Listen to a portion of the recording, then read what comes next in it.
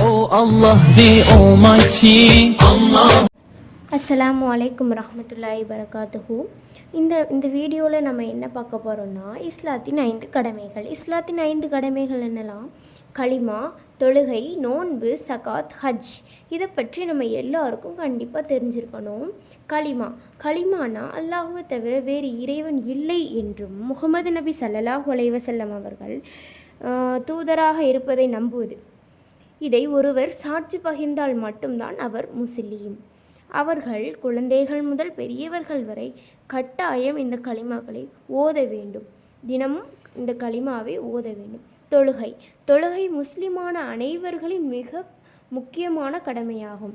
மனநோயாளிகள், குழந்தைகள், மாதவிடாய் பெண்கள் இவர்கள் மட்டும் கடமை இல்லை. ஒரு குழந்தை 7 வயது அடைந்தவுடன் கட்டாயம் அவர்களை பெற்றோர்கள் தொழ வைக்க வேண்டும். 10 வயது அடைந்தும் தொழாமல் இருப்பவர்களை அடித்து தொழ வைக்கலாம். பயணம் செய்பவர்கள் மட்டும் 2 வேளை தொழுகைகளை சேர்த்து தொழுகலாம் என நமது மார்க்கத்தில் அனுமதி உண்டு. நோன்பு ஏழைகளின் பசி வேதனையை நாம் உணர வேண்டும். அதற்காக தான் அல்லாஹு நமக்கு நோன்பையே கடமையாக்கியுள்ளான். உண்ணாமல், நீர் அருந்தாமல், கெட்ட விஷயங்களில் ஈடுபடாமல் நாம் உள்ளத்தையும் உடலையும் நன்மை பக்கம் மற்றும் செலுத்த வேண்டும் என நோன்பு நோட்பதால் உடல் ஆரோக்கியமாக இருக்கும் என அறிவியலில் கண்டுபிடிச்சிருக்காங்க. நோன்பு பற்றி குர்ஆனில் என்ன சொல்கிறாங்கன்னா, ஈமான் கொண்டவர்களே, உங்களுக்கு முன் இருந்தவர்கள் மீதும் நோன்பு நோற்பது போல் உங்கள் மீதும் விதிக்கப்பட்டுள்ளது. அதன் மூலம் நீங்கள் தூய்மை அடையோர் ஆகலாம். ஜக்காத், செல்வம் இருப்பவர்கள் இல்லாதவர்களுக்கு கொடுக்கணும். நாம் வைத்திருக்கும் செல்வத்தில் 2.5% ஏழைக்கு கொடுக்கணும். இது ஏழை இஸ்லாமியர்களின் கடமை இல்லை. ஏழைகளுக்கு, கடன்பட்டோருக்கு நாம் தேவையை பூர்த்தி செய்ய முடியாதவருக்கு நாம் சகாத் கொடுக்கலாம். அடுத்தபடியாக ஹஜ் இது இஸ்லாமியர்களின் புனித யாத்திரை.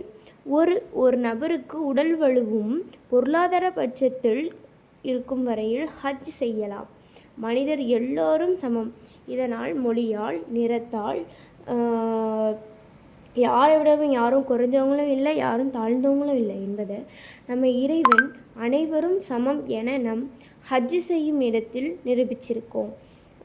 ஒரு நபர்கிட்ட 10 சவரனுக்கு மேலே தங்க நகை இருந்துச்சுன்னா அவங்க விற்று கூட ஹஜ் செய்யலாம். அது கட்டாயம்.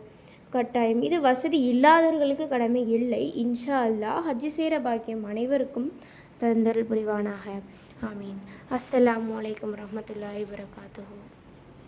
லைக் பண்ணுங்கள், ஷேர் பண்ணுங்கள், கமெண்ட் பண்ணுங்கள், சப்ஸ்கிரைப் பண்ணுங்கள் ஃப்ரெண்ட்ஸ். அஸ்ஸலாமு அலைக்கும் வரஹ்மத்துல்லாஹி வரகாத்துஹு.